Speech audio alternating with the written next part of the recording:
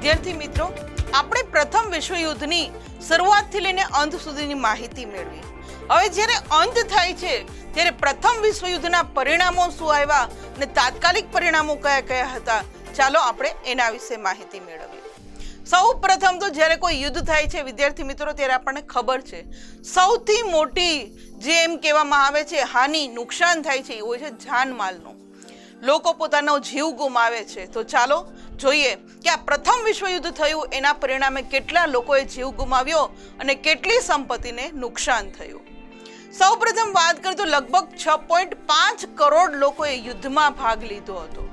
જોયું ને વિદ્યાર્થી મિત્રો, કેટલા કરોડ? 6.5 કરોડ લોકો યુદ્ધમાં જોડાયા હતા. ત્યારબાદ 1 કરોડ લોકો તો મૃત્યુ પામ્યા હતા.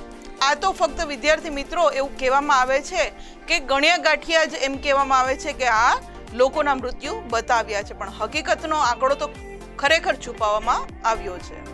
ત્યારબાદ વાત કરીએ તો 2 કરોડ લોકો ઘવાયા હતા અને 70 લાખ લોકો કાયમ માટે અપંગ બન્યા હતા, કારણ કે એટલું મોટું ભયાનક યુદ્ધ હાલતું હતું જેને કારણે એમ કહેવામાં આવે છે કે એક મોટો નરસંહાર થયો હોય એવી ઘટના અહીંયા ચાલતી હતી. આગળ વાત કરીએ તો યુદ્ધ બાદ શું થાય છે? તો ભાઈ આટલા લોકો યુદ્ધની અંદર મરી જાય છે. હવે શું આ બધી જે મરેલા એના જે મૃતદેહો હતા એ બધાને યોગ્ય રીતે દફનાવાયા હશે? શું બધાને યોગ્ય રીતે અગ્નિ સંસ્કાર આપવામાં આવ્યો હશે? ના, કેટલાય મૃતદેહો એવા હતા કે જે સડી ચૂક્યા હતા, જેના કારણે શું થાય છે તો કે રોગચાળો ફેલાય છે. ત્યારબાદ હવે યુદ્ધ જ કરે રાખે છે આટલા બધી વ્યક્તિઓ અને કોઈ રોજીરોટી સામું જોતી નથી, એટલે ભૂખમરો ફેલાય છે. અને ત્યારબાદ હત્યાકાંડ પણ અહીંયા ઘણા બધી થાય છે અને આના કારણે મરનારોની સંખ્યા તો ખૂબ વધી જાય છે. યુદ્ધ થયું એ પૂરું થઈ ગયા પછી પણ રોગચાળો, ભૂખમરો અને હત્યાકાંડને લીધે પણ મરનારોની સંખ્યા દિવસે ને દિવસે વધતી જતી હતી. અને યુદ્ધનો કુલ ખર્ચના આંકડા તો ઘણા વધુ હતા. એ આંકડા જે એમ કહેવામાં આવે છે એ તો આજ દિવસ સુધી કોઈ બતાવી શક્યું નથી, કારણ કે એ એટલા મોટા આંકડા હતા કે જે ખર્ચ કેટલો થયો, કેટલું નુકસાન થયું, એ આજે પણ આટલા વર્ષો પછી પણ કોઈ બતાવી શકતું નથી. વિદ્યાર્થી મિત્રો, આમ તો આજે પ્રથમ વિશ્વયુદ્ધ થયું એને 100 વર્ષ પૂરા થઈ ગયા, છતાં પણ એ ખર્ચ છે એનો અંદાજો પણ આજે લગાવી શકાતો નથી. આ ઇમેજની અંદર આપણે જોઈએ છીએ કે પ્રથમ વિશ્વયુદ્ધ થઈ ગયું એ પછી કઈ રીતે મરેલા લોકોની લાશો એમને પડી હતી અને જેના કારણે ભયંકર એમ કહેવામાં આવે છે કે રોગચાળો ફેલાયો હતો. ત્યારબાદ વાત કરીએ તો કે સામાજિક પરિવર્તન, સમાજની અંદર શું પરિવર્તન આવ્યું જોઈએ આપણે તો કે વિશ્વના દરેક રાષ્ટ્રમાં પુરુષો તો યુદ્ધના મોરચે હતા. હવે જે વ્યક્તિ પોતાના ઘરને સાચવીને બેઠો હોય એ જ વ્યક્તિ જ્યારે જતો રહે છે યુદ્ધ કરવા માટે, ત્યારે કૌટુંબિક અને વ્યવસાયિક, કારણ કે કંઈક વ્યવસાય તો કરતો હશે ને, તો આ જવાબદારી કોના માથે આવે તો કે સ્ત્રીઓને માથે આવે છે.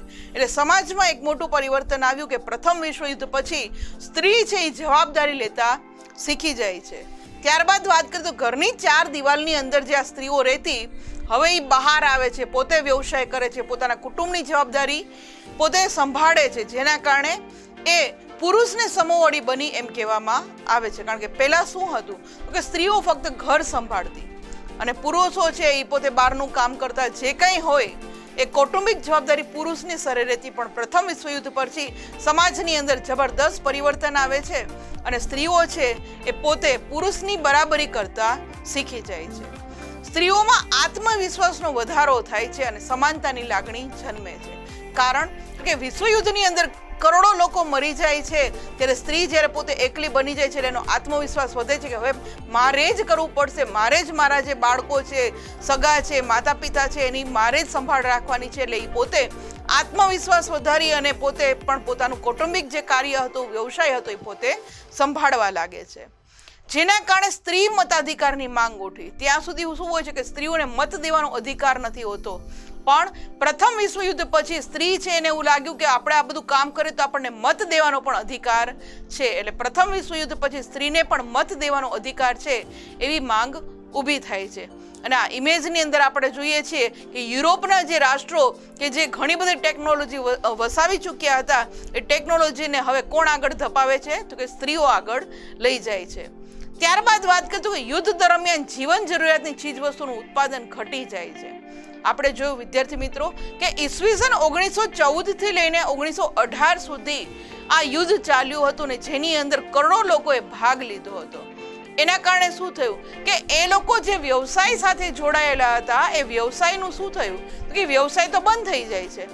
જેના કારણે શું થાય કે જીવનની જે જરૂરિયાતની જે વસ્તુઓ હતી, ખોરાક છે, પાણી છે, આ કપડાં છે, આ બધી નીજી જે વસ્તુઓ હતી એનું ઉત્પાદન ઘટી જાય છે અને જેને કારણે અછત, બેકારી, ભૂખમરો, હડતાલ, તાળાબંધી જેવી આ બધી સમસ્યાઓ ઊભી થાય છે સમાજની અંદર. કારણ કે વસ્તુનું ઉત્પાદન જ ન થાય એટલે અછત આવે અને લોકો મરી ગયા હતા, કોઈને કામ ધંધો નહોતો એટલે બેકારી થઈ, કામ ધંધો નથી મળતો એટલે ભૂખમરો આવે છે. ભૂખમરાના હિસાબે કેટલી બધી હડતાલો થાય છે, તાળાબંધી થાય છે. હવે કેટલી બધી સમાજની અંદર સમસ્યા ઊભી થાય છે. લોકોની મુશ્કેલીઓ વધે છે અને બાળકોની સ્થિતિ તો વધુ દયનીય હતી. કારણ કે યુદ્ધની અંદર કેટલાક કરોડો બાળકોએ પોતાના માતા પિતાને ખોઈ ચૂક્યા હતા. એટલે એમ કહેવામાં આવે છે કે પ્રથમ વિશ્વયુદ્ધ પછી સૌથી વધુ દયનીય જો સમસ્યા હોય તો એ હતી આ બાળકોની. એની સ્થિતિ ખૂબ જ ખરાબ હતી. આ ઇમેજની અંદર આપણે બાળકો જોઈએ છે કે જે લોકો એક એક દાણા માટે તરસતા હતા, કે પોતાને પૂરતું જરૂરિયાત પૂરતું પણ ખાવા મળતું ન હતું.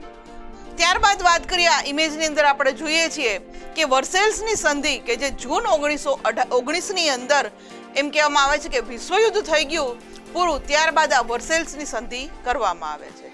ચાલો શું હતી આ વર્સેલ્સની સંધિ એના વિશે માહિતી